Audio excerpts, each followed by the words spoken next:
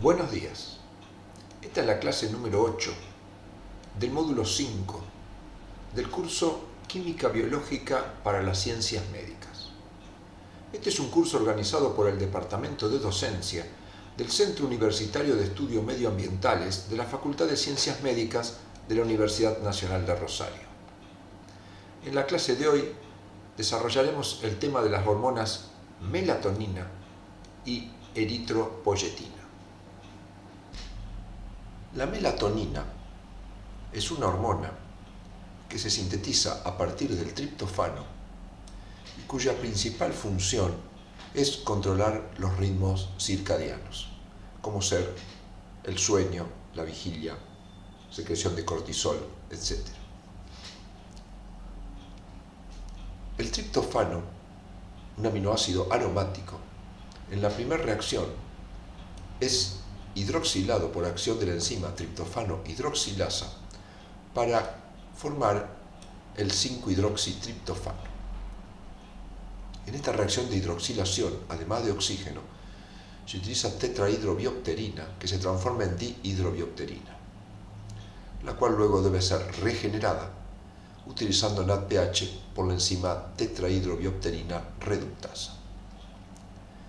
El 5-hidroxitriptofano formado en la reacción anterior es descarboxilado en una reacción dependiente de fosfato de piridoxal por la enzima triptofano descarboxilasa, que libera dióxido de carbono a partir del grupo carboxilo del 5-hidroxitriptofano, formando la 5-hidroxitriptamina o serotonina.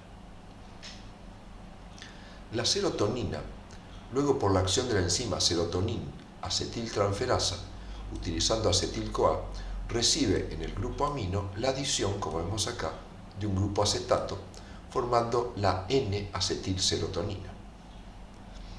La N-acetilserotonina es el sustrato a partir del cual se forma la melatonina por metilación del oxidrilo que se encuentra en posición 5. Esta reacción es catalizada por la enzima acetilserotonina metiltransferasa o ASMT, que utiliza como dador de metilo el ya conocido S-adenosilmetionina, que tiene un grupo metilo que puede transferir, y en este caso lo hace, al oxidrilo de posición 5, como hemos dicho. En esta reacción se forma la S-adenosil-homocisteína, que debe ser regenerada y para ello se hidroliza generando homocisteína, luego se metila para dar nuevamente la metionina y con el ATP vuelve a dar esa adenosilmetionina. Por supuesto, el ciclo de regeneración es más complejo porque involucra también intermediarios del tetrahidrofolato y el mecanismo de regeneración del ATP a partir de adenosina, pasando por AMP, ADP y ATP. Este mecanismo ya lo hemos visto en procesos de metilación, por ejemplo, cuando se forma la noradrenalina y adrenalina. La melatonina, como dijimos, es una hormona que controla los ritmos circadianos, pero como toda hormona debe ser degradada. Para su degradación tenemos dos mecanismos. Un mecanismo que produce la oxidación, rompiendo el anillo pirrólico y formando el acetil N-formil 5-metoxiquinurenamida, que es una molécula con actividad inmunomoduladora. Por otro lado, una enzima perteneciente a la familia de la citocromo P450, que utiliza FAT y oxígeno, es capaz de hidroxilar en la posición 6 a la melanina, transformándolo en un producto de menor actividad, que es la 6-hidroximelatonina. Este compuesto luego es conjugado en hígado con ácido glucurónico o sulfato y excretado por vía biliar o urinaria. La enzima ASMT, que forma melatonina, es la enzima más importante de la vía, y esta enzima puede ser inhibida, por ejemplo, por drogas como el timerosal. El timerosal es una droga antifúngica y antibacteriana utilizada con diferentes fines, pero por ejemplo se adiciona a las vacunas para su conservación. Y existen opiniones, en algunos casos sin fundamento, que asocian el uso de timerosal, por ejemplo, con el autismo, y se postula que podría ser por alteraciones de esta vía. Sin embargo, algunos estudios experimentales demuestran que esto no ocurriría. El timerosal es una droga, como dijimos, antifúngica y antibacteriana, que pertenece a los compuestos mercuriales porque tiene mercurio. Y su principal mecanismo de acción es la inhibición de grupos sulfidrilos de enzimas, donde estos grupos sulfidrilos son esenciales para su actividad catalítica.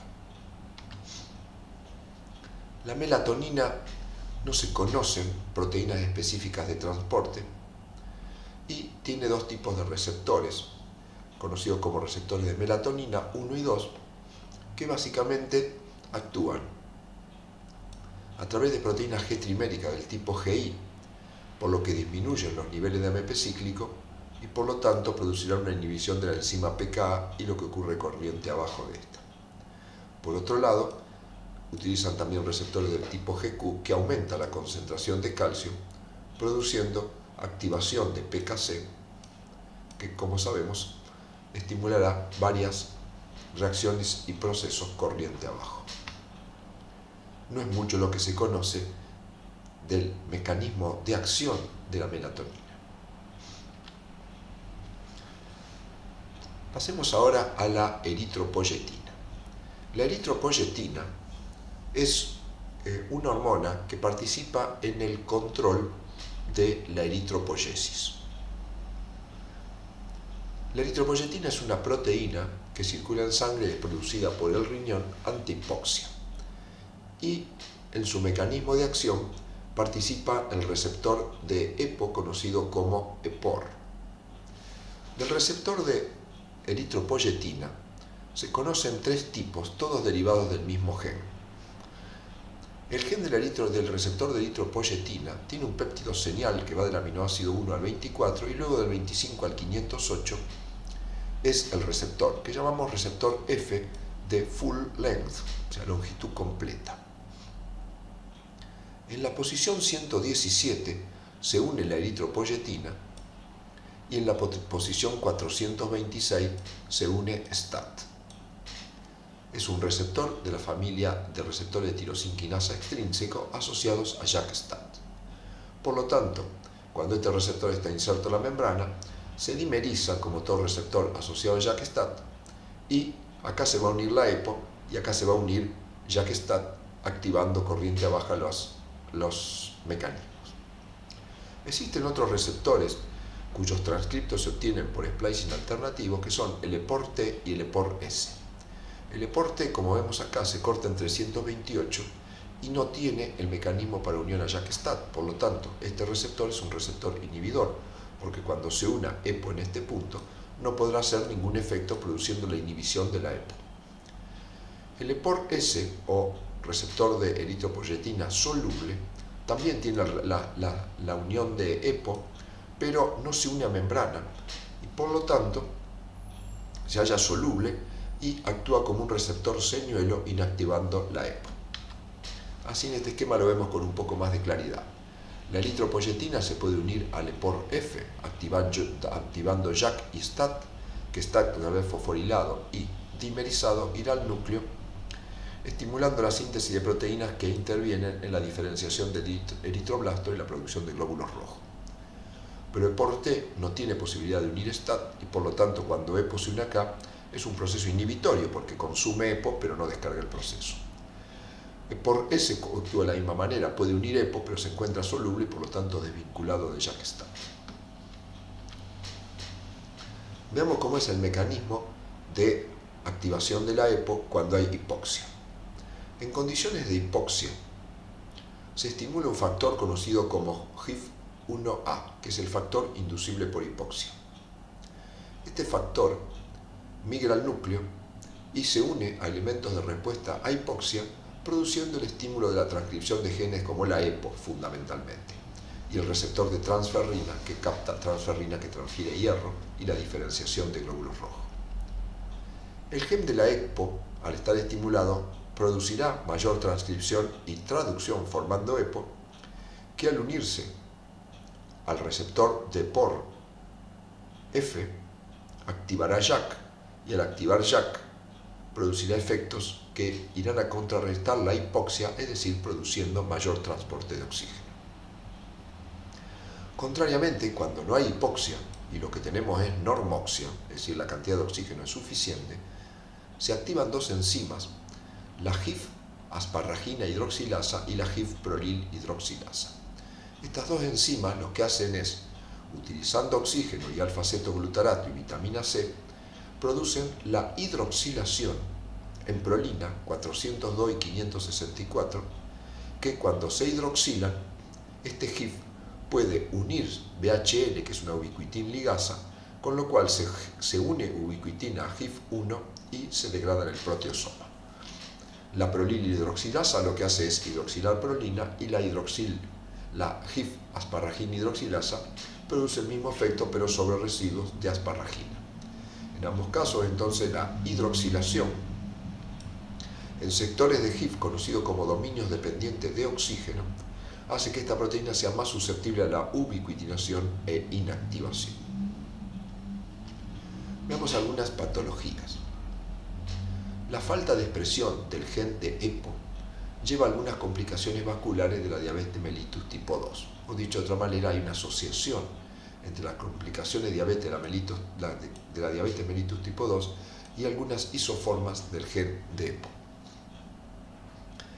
El déficit de la GIF prolil hidroxilasa impedirá que GIF se inactive y por lo tanto GIF quedará activo para producir mayor EPO y por lo tanto mayor cantidad de glóbulos rojos.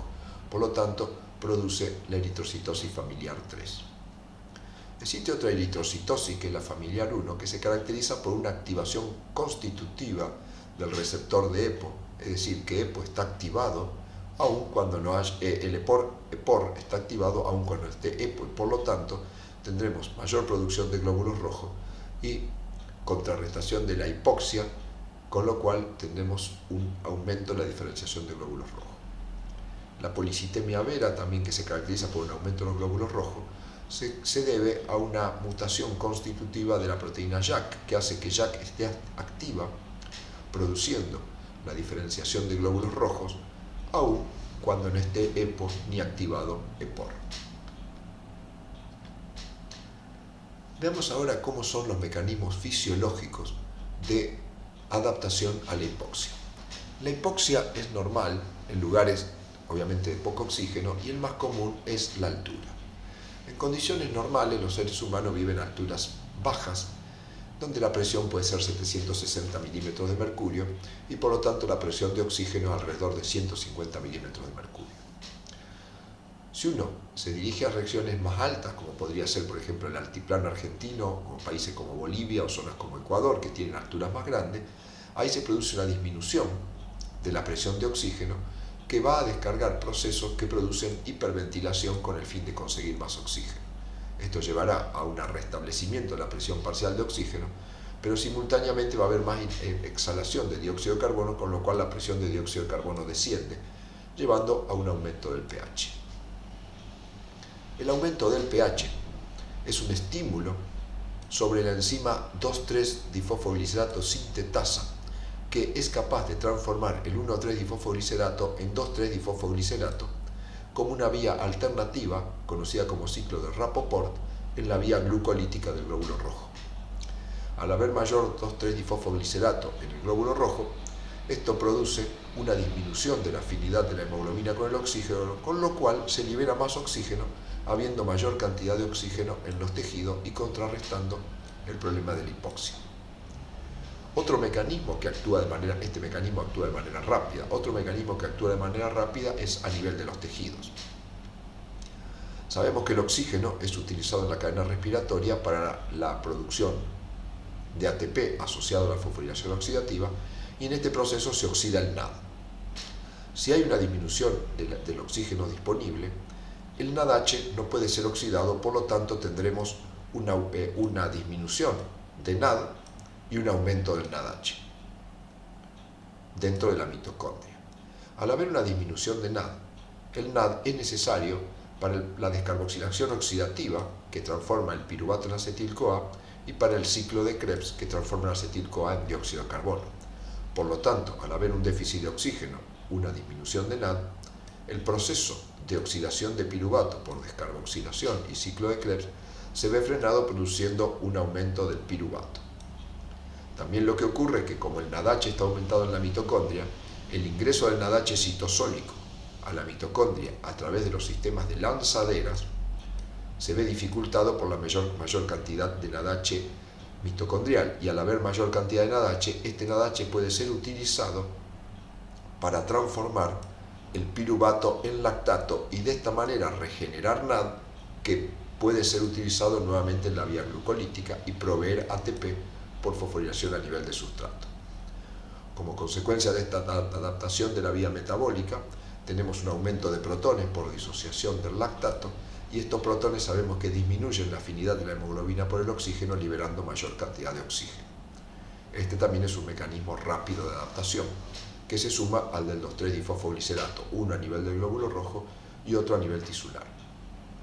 Pero por otro lado, la hipoxia va a estimular HIF-1A para que se produzca EPO, diferenciación de glóbulos rojos y de transferrina, y aumento del número de glóbulos rojos, que en el mediano y el largo plazo va a llevar a una mayor capacidad de transporte de oxígeno por los glóbulos rojos hacia los tejidos, que por supuesto se va a sumar a estos mecanismos ya existentes de acción rápida.